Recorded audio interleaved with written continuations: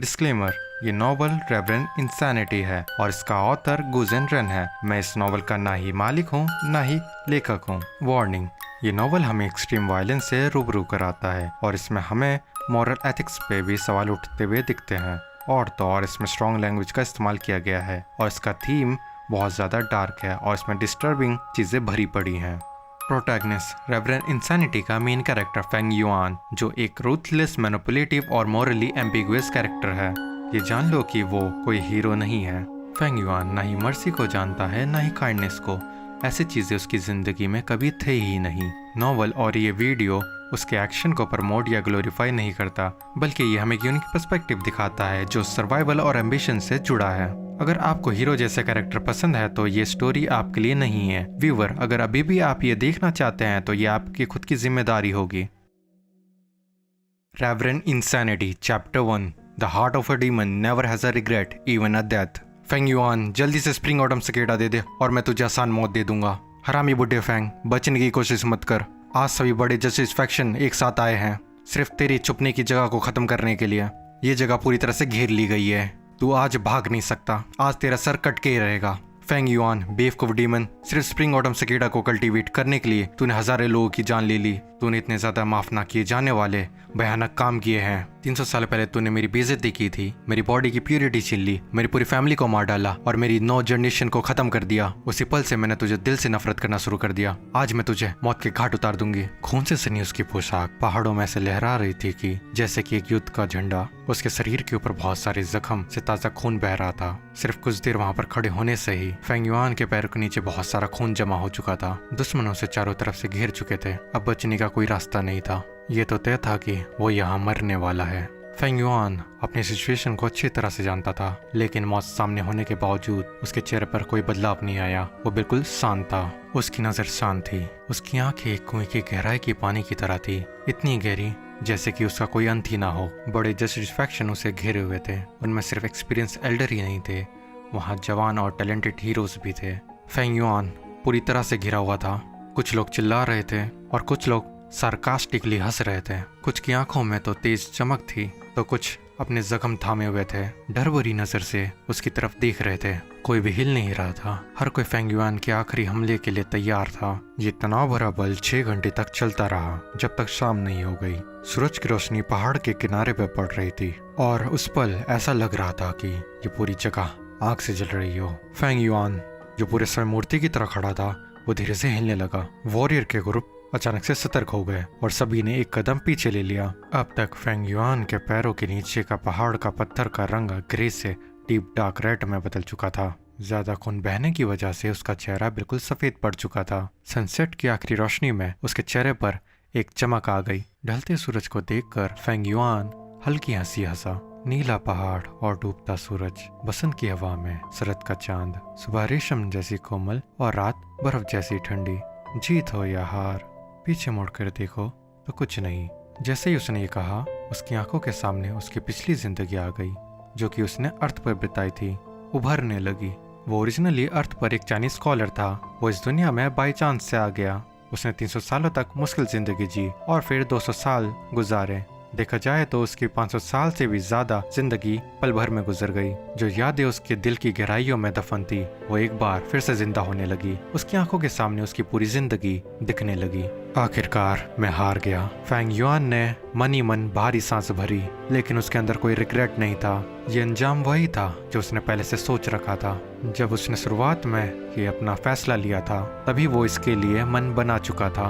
एक डीमन बनने का मतलब है निर्दयी और क्रूर होना, एक हत्यारा और विनाशकारी होना। ऐसे किसी के लिए ना ही हेवन में जगह होती है, ना ही अर्थ पर। दुनिया का दुश्मन बनकर जीना पड़ता है और फिर उसके परिणाम का भी सामना ही करना पड़ता है। अगर स्प्रिंग ऑटम सिकेडा जो मैंने कल्टीवेट किया है काम करता है, तो फिर अगले जन्म में भी मैं एक डीमन ही बनूंगा। ये सोचकर फेंग युआन अपने आप को रोक नहीं पाया और जोर से हंसने लगा। इवल डीमन, तू किस बात पर हंस रहा है? सभी ध्यान दो, ये डीमन अपने आखिरी पल में हमला करने वाला है। जल्दी से स्प्रिंग ऑटम सिकेडा हमें दे दे। वॉरलॉर्ड के ग्रुप आगे बढ़े। इसी पल एक जोरदार धमाके के साथ फेंग युआन एक तेज चमकदार एनर्जी के तूफान में लिपट जाता है। स्प्रिंग की बारिश किंग माओ माउंटेन पर बरस रही थी। रात काफी बीत चुकी थी। हल्की बारिश के साथ एक नरम हवा बह रही थी। फिर भी किंग माओ माउंटेन अंधेरे में डूबा नहीं था। पहाड़ के किनारे से लेकर उसके फुटहिल तक दर्जनों छोटी छोटी रोशनियां चमक रही थी, जैसे एक लुमिनस माउंटेन। ये रोशनी ऊंचे भवन से आ रही थी और चाहे ये 10,000 दिए के बराबर नहीं थी, फिर भी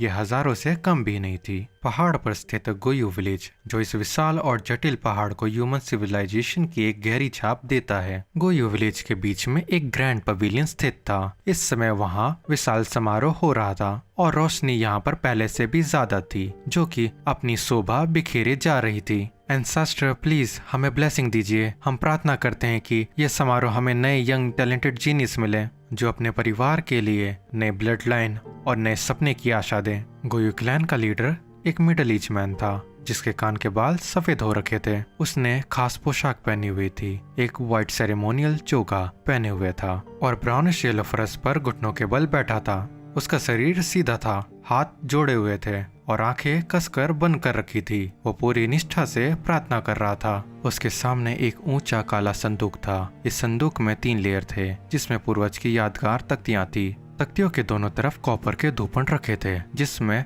धुआं धीरे धीरे उठ रहा था। उसके पीछे 10 से ज्यादा लोग उसी तरह घुटने के बल बैठे थे। वो सभी ढीले व्हाइट सेरेमोनियल गारमेंट पहने हुए थे और सभी क्लैन के इम्पोर्टेंट एल्डर थे। प्रार्थना होने के बाद गोयू क्लैन के लीडर ने अपनी कमर झुकाई, दोनों हाथों से फर्श को दबाया और श्रद्धा से माथा टेका। जैसे ही उसका माथा ब्राउनिश येलो फर्श से टकराया, हल्की थपथपी की आवाज सुनाई दी। उसके पीछे बाकी एल्डर और इम्पोर्टेंट क्लैन के सदस्य गंभीरता और शांति से उसकी देखा देखी में माथा टेकने लगे। इसके साथ ही पूरे हॉल में हल्की थपथपी की आवाज गूंजने लगी, जैसे सर फर्श से टकरा रहे हो।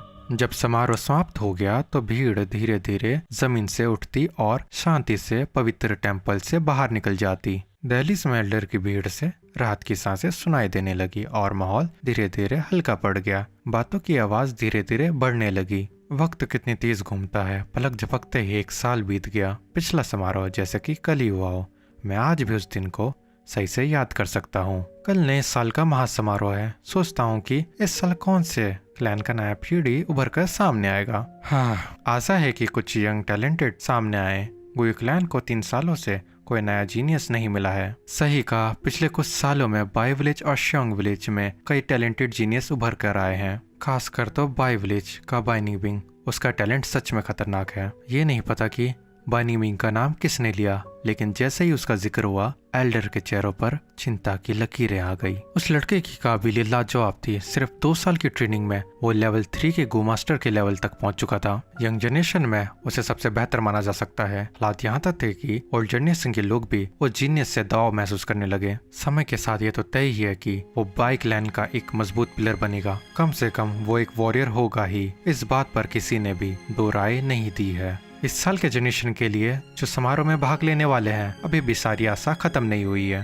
तुम सही कह रहे हो। फेंगजी के परिवार में एक यंग जीनियस है। सिर्फ 3 महीने पहले ही बोलना सीख गया, 4 महीने में चलने लगा, 5 साल की उम्र में कविता सुना सकता है। ऐसा लगता है कि ये भी एक बड़ा जीनियस होगा। कितनी दुखद भरी बात है। उसके माँ बाप जल्दी गुजर गए। अब उसका देखरेख उसके अंकल और आंटी कर रहे हैं। हाँ, इस लड़के ने छोटी उम्र में ही ज्ञान और समझ पा ली है। ऊपर से बड़े सपने भी देखता है। पिछले कुछ सालों में मैंने उसकी रचना चंग चिन चियो, योंग मेई और चियांग शन सुई सुनी है। वाह, ये तो जीनियस है। गोयू क्लैन का लीडर सबसे आखिर में एंसेस्ट्रल टेम्पल से बाहर निकला। धीरे से दरवाजा बंद करने के बाद उसने दहलीज में हो रही एल्डर की बातें सुनी। उसने तुरंत समझ लिया कि एल्डर इस समय उस यंग जीनियस की बातें कर रहे हैं, जो गोयू फेंग युआन के नाम से जाना जाता है। एक क्लैन लीडर के रूप में टैलेंटेड और टॉप ग्रेड यंग जनरेशन पर ध्यान देना नेचुरल था, और ऐसा था कि गोयू फेंग युआन जूनियर में सबसे ज्यादा नजर आने वालों में से एक था। एक्सपीरियंस ने यह दिखाया है कि जो बचपन से फोटोग्राफिक मेमोरी रखता है, या जो अपनी शक्ति से एक अडल्ट को हरा सकता है, या जो किसी भी टैलेंट से ब्लेस होता है, उन सभी के पास बाकी लोगों से बेहतर कल्टीवेशन की पकड़ होती है। अगर ये बच्चा एक ग्रेड का पोटेंशियल दिखाता है तो सही ट्रेनिंग और देखभाल के साथ ये बाइनिंग बींग से भी टक्कर ले सकता है। अगर ये बी ग्रेड भी हुआ तो ये फ्यूचर में गुयू क्लैन का एक चेहरा बन सकता है, लेकिन इस तरह की शुरुआती समझदारी के साथ बी ग्रेड होने की संभावना काफी कम है और ए ग्रेड होने की संभावना काफी ज्यादा है। ये सोचकर गुयू क्लैन के लीडर के होठों पर धीरे से एक मुस्कुराहट उभर आई। तुरंत ही एक हल्की खांसी के साथ उसने क्लैन के एल्डर की तरफ देखा और कहा, सभी लोग, रात हो चुकी है। कल के उद्घाटन के लिए आप सभी को आराम कर लेना चाहिए और अपनी एनर्जी लेवल को कंट्रोल में रखना चाहिए। उसकी बात सुनकर एल्डर एक पल के लिए चौंक गए। उन्होंने एक दूसरे की तरफ देखा। उनकी आंखों में सावधानी की एक झलक दिख रही थी। क्लैन के लीडर की बातें अच्छे इरादे के साथ थी, लेकिन सभी जानते थे कि वो असल में क्या बोलना चाहते हैं। हर साल यंग जीनियस को अपनी ओर खींचने के लिए एल्डर आपस में इतनी ज्यादा बहस करते हैं कि उनके कान लाल हो जाते हैं और कभी कभी तो सर भी दर्द से फटने लगता है। उन्हें अच्छे से आराम कर लेना चाहिए और अपनी एनर्जी को कंप्लीट कर लेना चाहिए, क्योंकि कल जब प्रतियोगिता शुरू होगी तब असली संघर्ष चलेगा, स्पेशली गुयू फेंग युआन, जिसमें ए ग्रेड की संभावना सबसे ज्यादा है।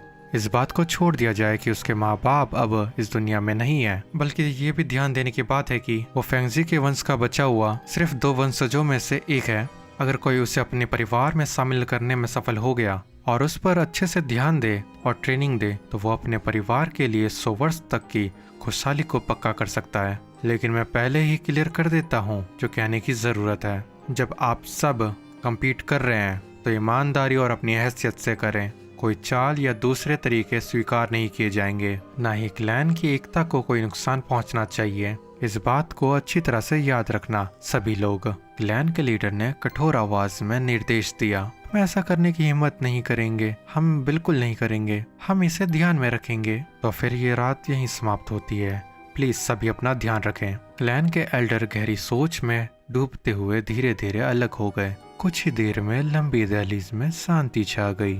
स्प्रिंग की बारिश की हवा खिड़कियों से अंदर घुस गई और क्लैन का लीडर हल्के कदम से खिड़की की ओर बढ़ा। तुरंत ही उसने पहाड़ों की ताजी और नमी भरी हवा अंदर खींची। कितनी ताजगी का एहसास है। ये मंजिल हवेली की तीसरी मंजिल थी। क्लैन के लीडर ने खिड़की के बाहर देखा। वो गुयू विलेज को पूरी तरह से देख सकता था। रात गहरी हो चुकी थी।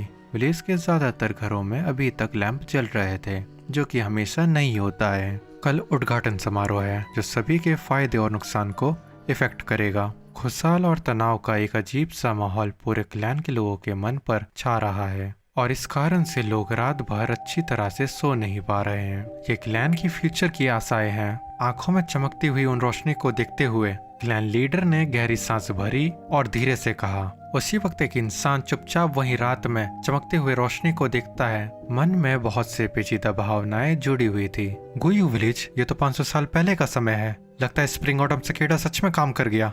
फेंग युआन खिड़की के पास चुपचाप खड़ा था, गहरी नजर से बाहर की तरफ देख रहा होता है। हवा से आती बारिश की बूंदें उसके शरीर से टकरा रही थी, पर उसके मन में एक अलग ही तूफान चल रहा था। स्प्रिंग ऑटम सिकेडा को यूज कर टाइम को रिवर्स किया जा सकता है। ये 10 बड़े मिस्टिकल गू में से एक है। स्प्रिंग ऑटम सिकेडा की रैंकिंग 7 है। नेचुरली ये कोई नॉर्मल क्रीचर नहीं है। आसान शब्दों में कहा जाए तो ये पुनर्जन्म पाने की शक्ति है। स्प्रिंग ऑटम सिकेडा को इस्तेमाल करके मैंने पुनर्जन्म पा लिया है। 500 साल पहले के समय में वापस आ गया हूँ। फेंग युआन ने अपने हाथ आगे बढ़ाए। उसकी नजर उसके नए कोमल और सफेद हाथों पर टिकी रही। फिर धीरे धीरे उसने अपनी मुट्ठी बंद की। इस नई सच्चाई को पूरी तरह से मान लेता है। बारिश की बूंदें हल्के से खिड़की की दहलीज पर गिर रही थी। उस आवाज का मधुर संगीत उसके कानों में गूंज रहा था। धीरे से उसने अपनी आंखें बंद की। कई देर बाद फिर से खोली। एक गहरी सांस लेते हुए उसने कहा, 500 सालों का एक्सपीरियंस सच में एक सपने जैसा लगता है, पर वो अच्छी तरह से जानता था कि ये कोई सपना नहीं है।